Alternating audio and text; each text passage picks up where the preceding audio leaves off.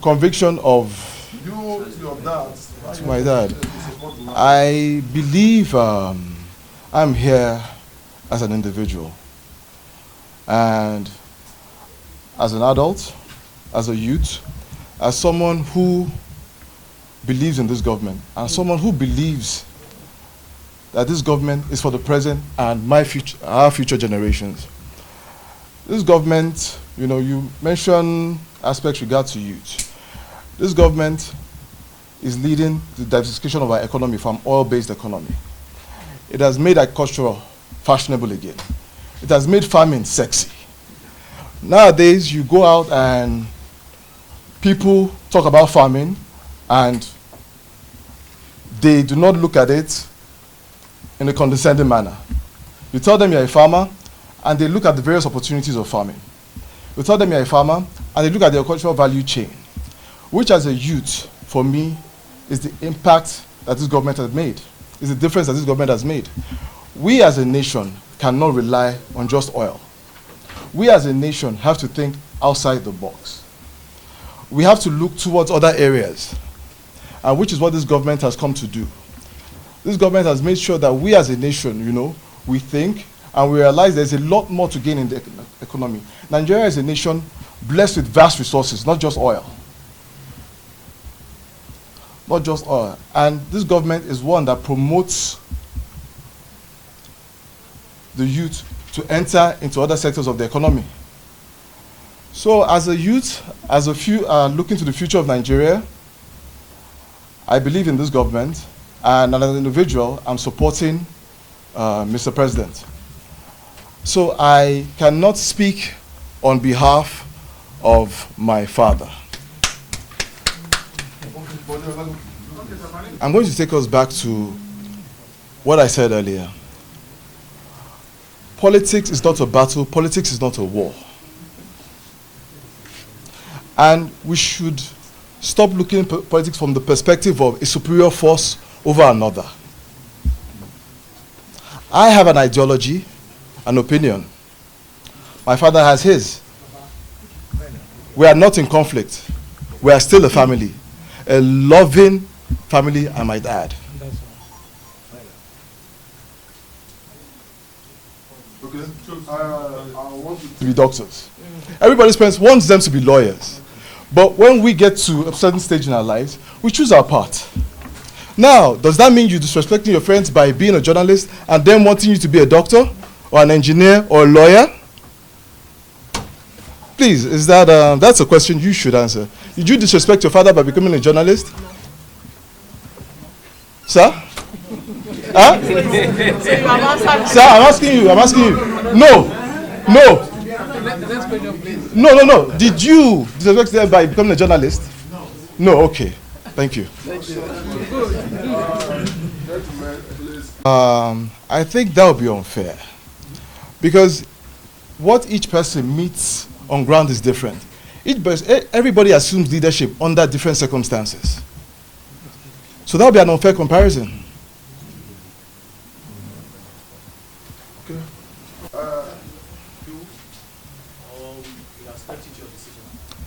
I'm going to go back to what the question I asked the gentleman behind you. When we get to certain points in our lives, and regarding to decisions we take, with all due respect, my father is my father will remain my father, despite our political ideologies. At the end of the day, this election ends February 16th. That's the presidential election. Does that stop him being my father? You mean we cannot sit down, have dinner together? You mean we cannot sit down and discuss any issues, all issues, any issues? No. We have to, as a nation, I'm sorry to say, we need to progress mentally and quit looking at politics as a do or die affair or something that separates us. Politics is meant to unite us. We disagree to agree. We can have a very, very cordial argument, a respectful argument. It's okay. I see things from your point of view, you see things from my point of view, and we see how we can work together.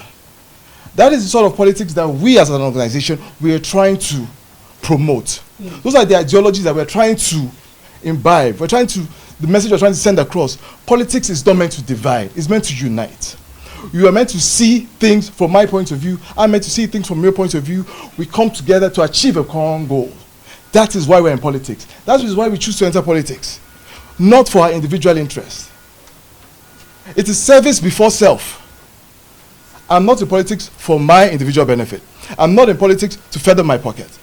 All of us, we as an organization, we're not in politics for our individual interest. We are looking to promote certain values, certain characteristics, certain ideologies, which is one of the things we as an organization, we are looking to send across, a message that we're looking to propagate. It's very important that we rise above ethnic, religious, and primordial sentiments when it comes to politics for the progress of this nation as a whole.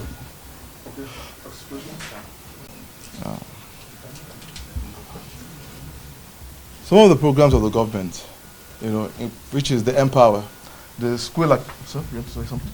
No. It's all right, okay. The school acquisition that the government is promoting is to promote, is to teach skills. People that are interested in agriculture, they can go outside, they can go access soft loans to go into agriculture. I am a farmer. One of the tenets of this administration is infrastructure. I come from a farming area, my brother, I come from a farming area. Now, one of the things that are important to my people, my constituency, is how to get their products to the market. Because one of the issues they have is transportation. Now, this government is focusing on the Lagos-Abeokuta road is one of the things that this government is focusing on. Little interconnecting roads in the rural areas, what this government is focusing on. It's going to aid the farmers transport their goods. Rather than having 40 to 60% of their goods being destroyed on the way to the market, they can get a substantial amount of it to the market before it gets destroyed or gets spoiled. Another thing that this government is promoting is storage and processing areas in all the senatorial districts. This will encourage the farmers. You have an avenue to carry your products to where they will pay for them at full value, rather than the goods getting even lost or getting destroyed on transport to the market. If you decide, this is what would encourage people to go back to agriculture. And this in turn will put more money into their pocket. This in turn would lift them up. This in turn, if you are making 5 naira from your harvest, with what the structures the government is putting in place, you can make more money. You have more money to put back into your business. With more money you put back into your business, you can grow your farms. You can grow your businesses. You can grow your, you can harvest more agricultural products. So it's a cycle which we have to consider. It doesn't happen overnight. It doesn't happen overnight. And this government is strategically laying a solid foundation for it to be an ongoing process, which we as youths, we as the future of this country, we appreciate and we understand. Because what we're experiencing then was not going to last. We require a solid structure. We only need to look at other economies, oil-based economies. For example, Venezuela. You are all journalists. Yes? I'm sure you will do your research on what went on with the Venezuelan economy. Am I right? Yes. So compare that to Nigeria now.